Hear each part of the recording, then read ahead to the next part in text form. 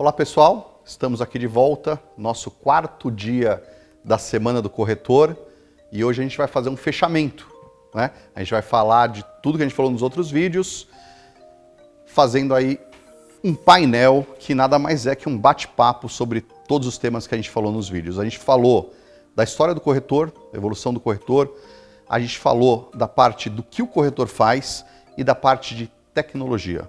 Hoje eu estou aqui com o Eduardo, gerente de vendas da Carisma, Rafael, gerente de inovação aqui da Carisma também, e a gente vai começar esse bate-papo com o Rafael. Rafa, quanto os corretores são avessos à tecnologia? O que você vê de dificuldade nesse ramo, nesse mercado, né? Acho que tem vários segmentos de corretores, né, e de aversões.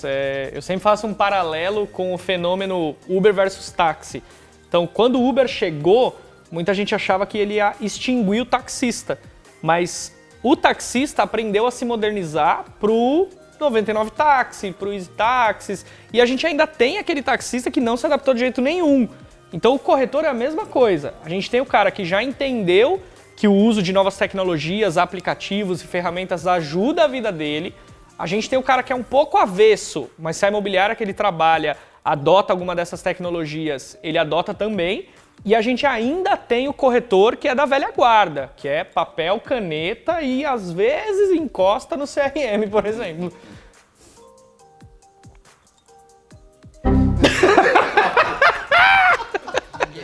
Muito bom, muito bom, muito bom. Não, eu já sei como eu vou passar a bola pra você. Acho que quem pode falar bem sobre isso é o Edu, que tem um time de mais de 10, 15 corretores, né, Edu? Edu, 15 corretores, cara, e aí? Verdade. Quando a gente fala de tecnologia, quando a gente fala de mudanças, quando a gente fala de aversão, eu posso dizer que eu vivi isso na corretagem, né? Eu tenho um time eu tenho corretores de 70 e alguns anos, né? E eu tenho um corretor de 30, né? Tem um time aí bem... A nova leva. Uma nova leva, né? Bem misturado.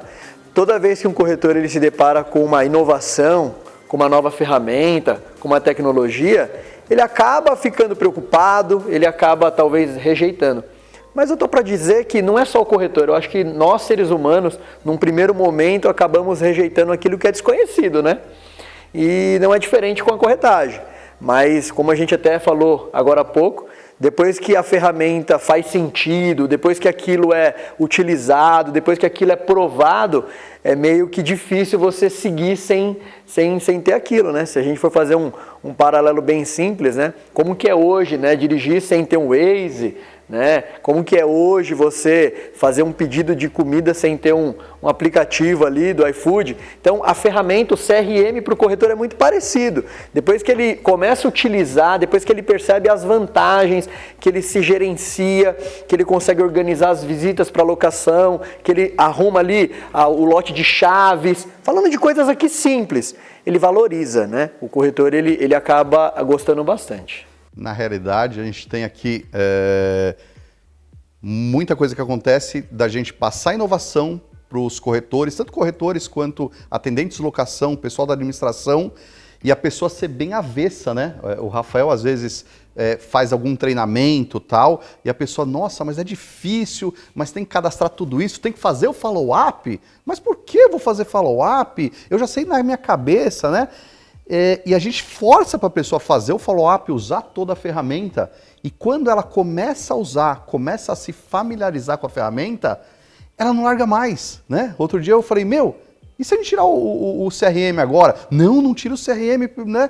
E já ficou aquele medo. Então, como a pessoa é avessa, mas começa a usar e depois não vive sem, né? O planejamento semanal da pessoa é outro se ela se adaptar, né? A gente comenta isso. Exatamente. Eu garanto que tanto os corretores, né, como os donos de imobiliário, acho que as pessoas de um modo geral, né, do mercado imobiliário, quando elas começam a se acompanhar o desempenho, ver ali o resultado de uma campanha, olhar a quantidade de clientes que vêm do portal A, do portal B, do portal C, o quanto se converte, o que se converte, né?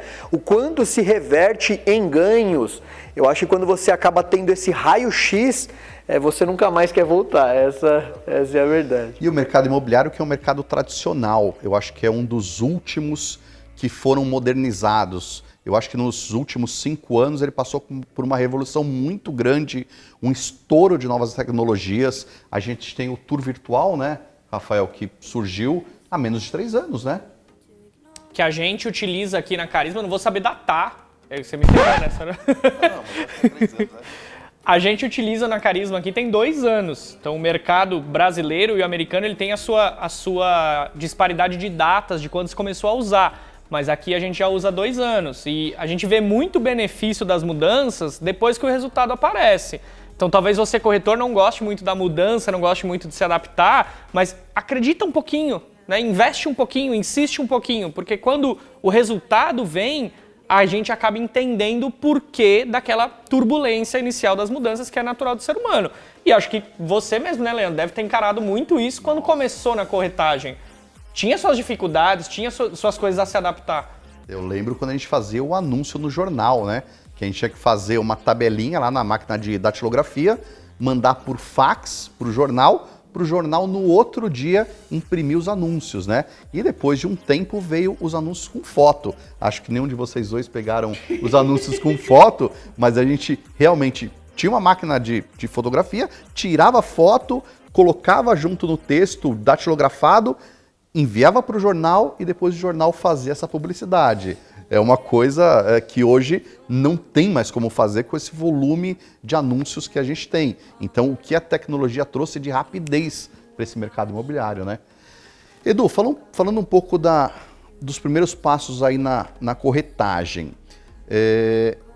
Uma pessoa que quer iniciar na corretagem, ela tem um tempo livre. Né, Eduardo, tem um tempo livre, quero começar na corretagem. O que você tem a dizer dessa pessoa? Dá para fazer isso? Dá para tratar no tempo livre? Não dá? Como é que funciona?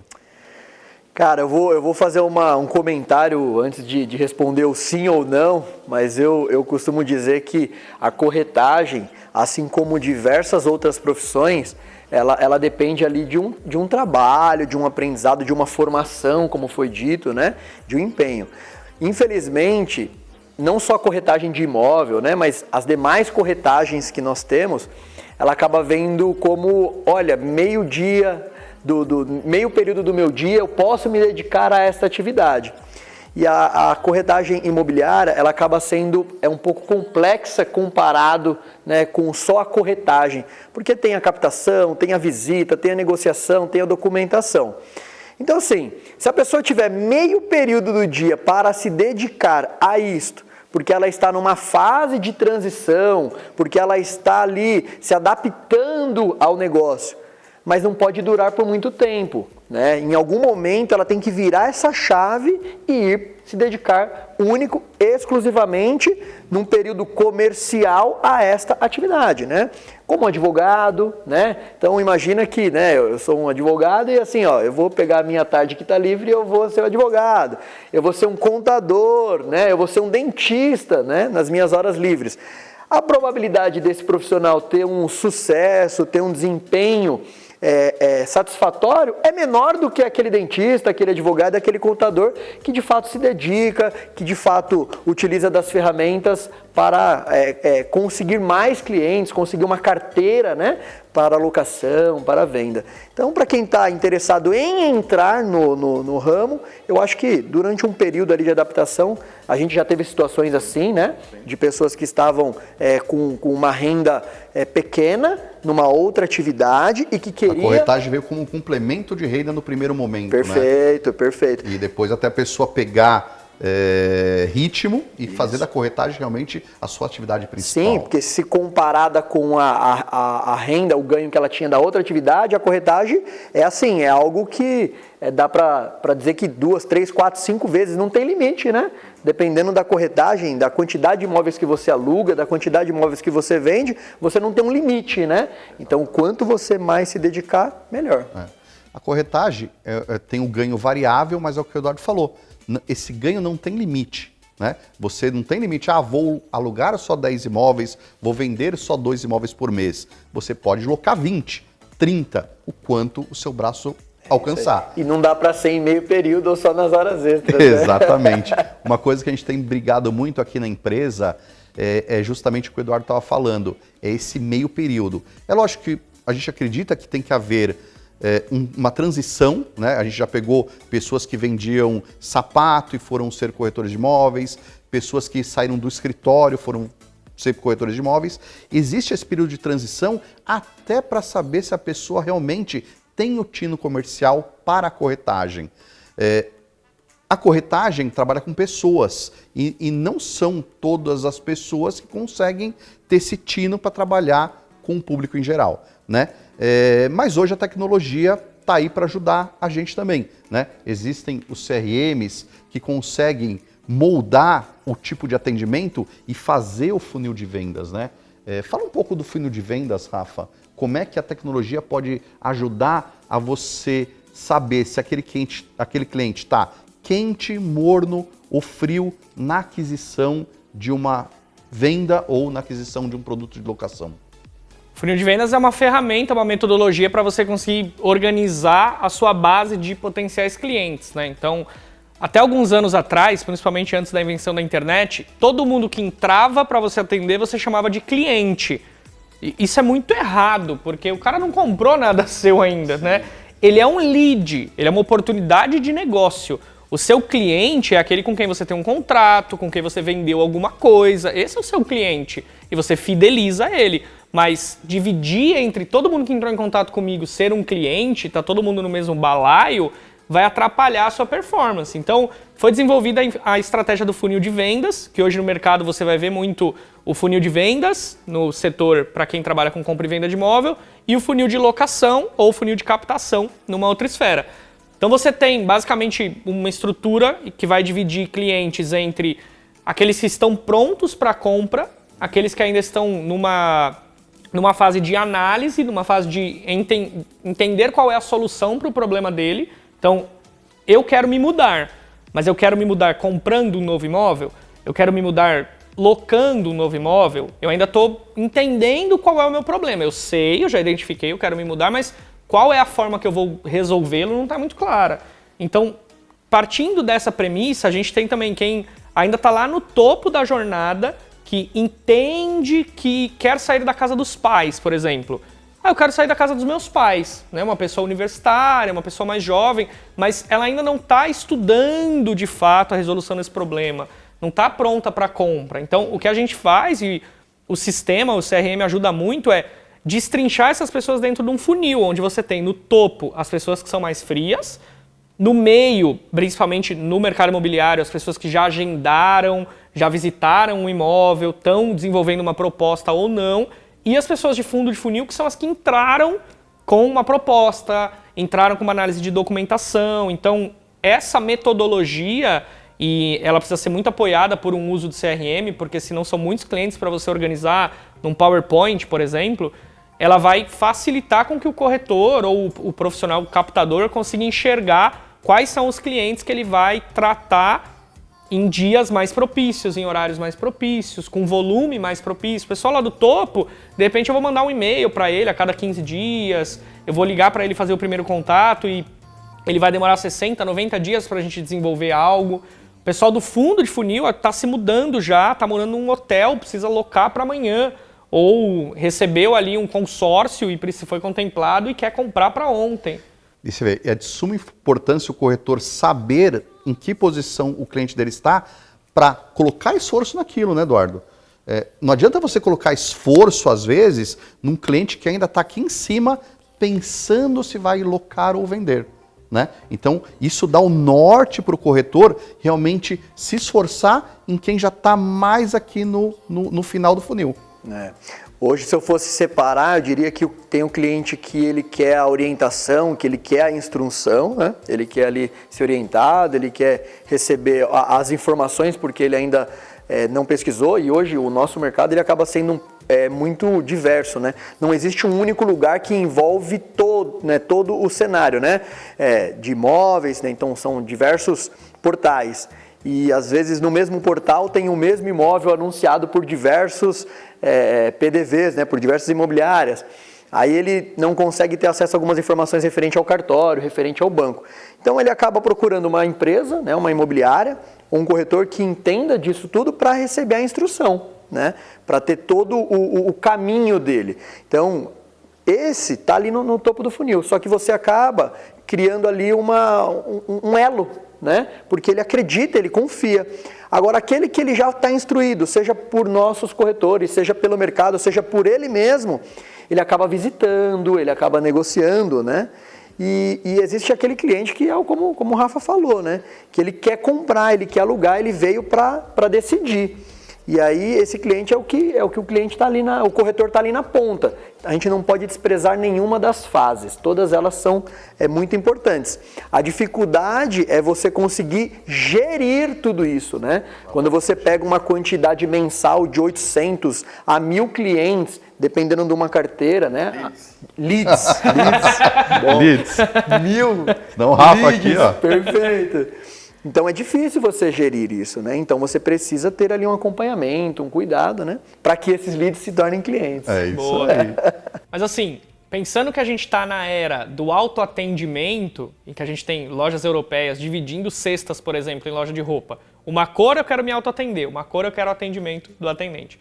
Edu, como é que o cara faz, como é que o profissional de corretagem, o profissional do mercado imobiliário faz para se sobressair nessa era do autoatendimento, sendo que o cliente vem, o lead, né, o cliente dele, ele vem muito informado, ele vem muito empoderado de informação e ele se autoatende. Como que o corretor faz para se destacar no atendimento? Cara, eu acho que essa pergunta talvez seja a pergunta que vale muito responder. Eu vou te dar assim a minha opinião, né? Eu acho que eu vou participar de uma forma simples, que assim, cara, existem diversos perfis, né? E existe o perfil daquele que vai querer de fato se autoatender em tudo, né?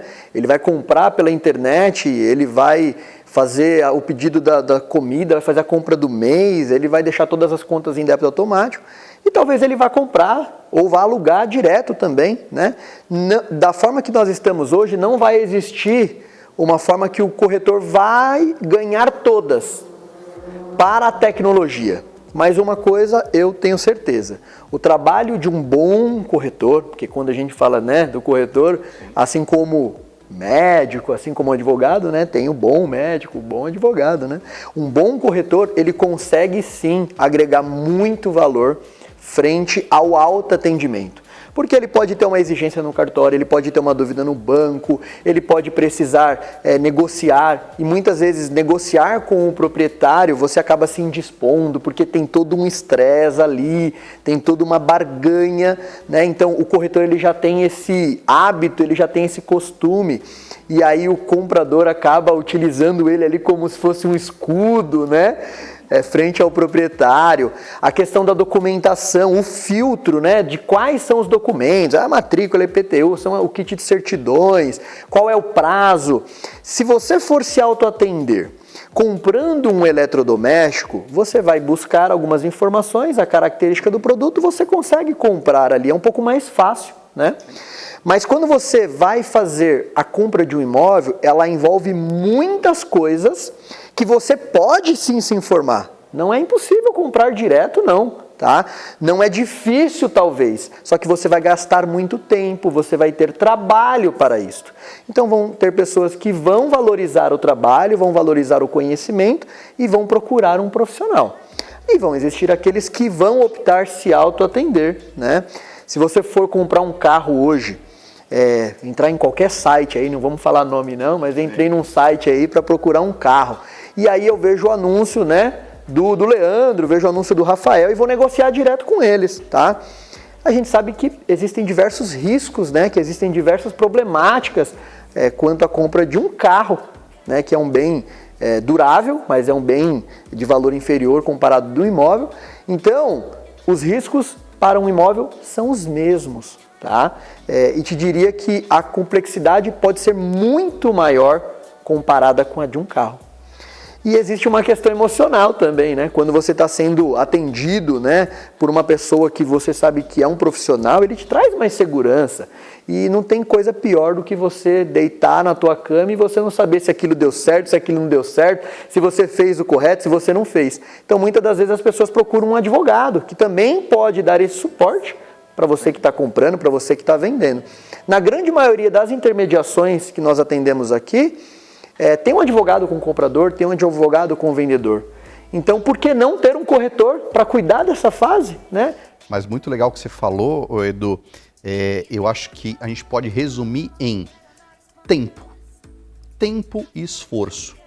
Tem clientes que vão ter tempo para fazer todo esse trâmite, né? Que vão poder visitar mais imóveis, porque logicamente, se ele não é atendido por um corretor, ele vai ter que visitar mais imóveis para chegar no perfil dele. Porque um corretor, ele já analisa o perfil do cliente e já separa de 100 imóveis, 10 talvez que atenda aquele cliente. Então, ele vai ganhar muito tempo. Então, vai ter cliente que quer gastar o tempo e quer gastar esforço e pode gastar, como eu já ouvi de cliente nosso que, Leandro, eu não tenho tempo, eu não posso perder tempo. Talvez o comissionamento que eu tenha pago para vocês, eu vou perder no meu negócio, porque eu estou perdendo tempo visitando tantos imóveis. Então, eu acho que essa palavra tempo e esforço que vai determinar os clientes que querem ser autoatendidos, que vai demandar mais esforço dele de ir tirar uma certidão, ou nem que seja pela internet, mas ele vai ter que digitar lá, vai ter que achar o site, vai ter que pagar uma guia. Buscar o conhecimento para fazer isso. Exatamente. E que não é difícil, né? A gente consegue pela internet fazer tudo isso. E vai ter o cliente que fala, não, peraí, eu vou focar no meu negócio, eu vou ganhar dinheiro no meu negócio e o corretor vai trabalhar para mim e vai se esforçar e vai gastar o tempo dele para adequar o meu imóvel e achar o imóvel que eu preciso. Então, no mundo a gente vai sempre ter os clientes que podem se autoatender, né, Rafa? E gastar esse tempo e os clientes que querem ganhar esse tempo, né?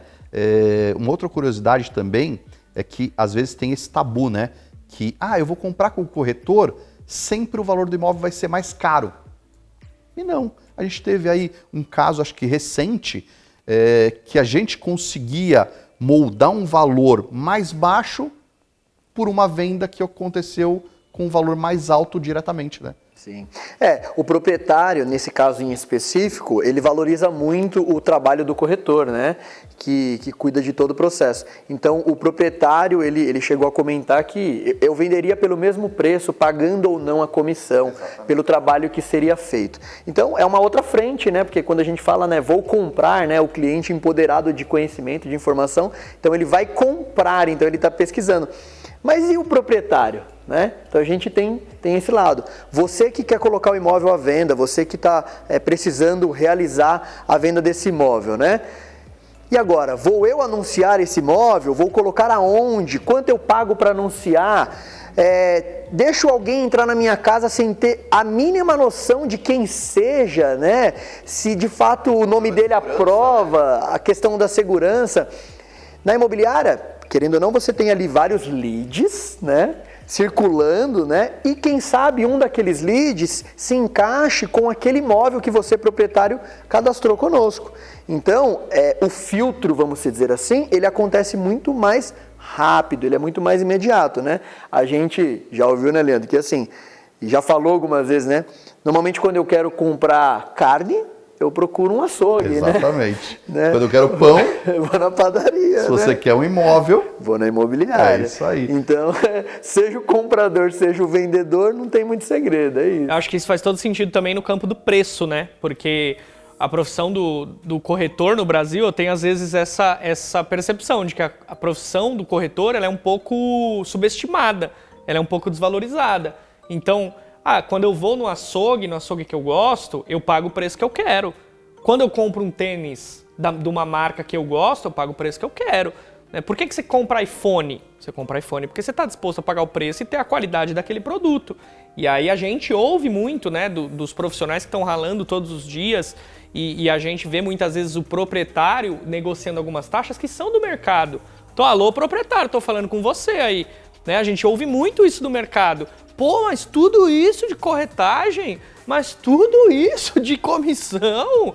Pois é, né? Olha só como dá trabalho, olha só como tem muito mais do que o simples ato de vender ou o simples ato de locar.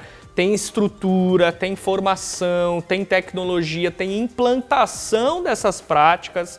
É muito mais do que apenas vender e locar. E às vezes a gente tem, né? Isso é muito polêmico no mercado imobiliário. Nossa, mas essa comissão, o Zezinho da esquina faz menos. Mas o Zezinho da esquina tem o que eu tenho. É aí que você vai ganhar, corretor. Agregando valor ao seu trabalho.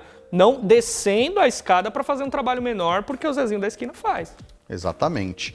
E lembrando que, assim, quase toda imobiliária tem parceria com 2, 3, 4, 5 portais imobiliários. Então, a pessoa deixando, o proprietário deixando o imóvel à venda na imobiliária, ele vai ter as fotos profissionais, a disponibilização do imóvel, de um anúncio bem feito no site da imobiliária e em mais 5, 6 portais. Vai converter tudo em corretores e não só um único corretor vai trabalhar a venda daquele imóvel, mas ou a locação, né? Na Carisma a gente tem os 15 corretores que vão trabalhar aquele imóvel. Então, a probabilidade daquele imóvel vender mais rápido por uma imobiliária é muito maior. Sem sombra de dúvidas. Não tem como comparar isso aí. É incomparável. Então, isso é uma coisa que tem que ser levada em consideração e que muitas pessoas às vezes não pesam, né? A velocidade da venda, né? Quanto mais rápido você vender, mais rápido você vai conseguir realocar aquele dinheiro num outro imóvel, caso você queira, talvez no seu comércio, talvez para pagar a faculdade de um filho, e assim por diante. Então essas são as características aí da venda pela imobiliária que vai facilitar a vida do proprietário. Pessoal, vocês veem que o tempo passa muito rápido. Se deixar, a gente continua o dia inteiro falando de mercado imobiliário. Então, vamos encerrar. Eu quero agradecer todo mundo que participou dessa Semana do Corretor de Imóveis. É um evento que começa esse ano e a gente quer que ele perpetue. E vamos ver se nos próximos anos a gente traz mais conteúdo para vocês. Edu, considerações finais aí? Tomara que a gente consiga, nos próximos anos, criar mais valor, inclusive, para as pessoas, que a gente possa trazer parceiros, de repente, né? Pessoas que estão vinculadas aí ao negócio, tá? E eu gostaria, assim, de forma humilde, agradecer a audiência, né? E os comentários que foram feitos.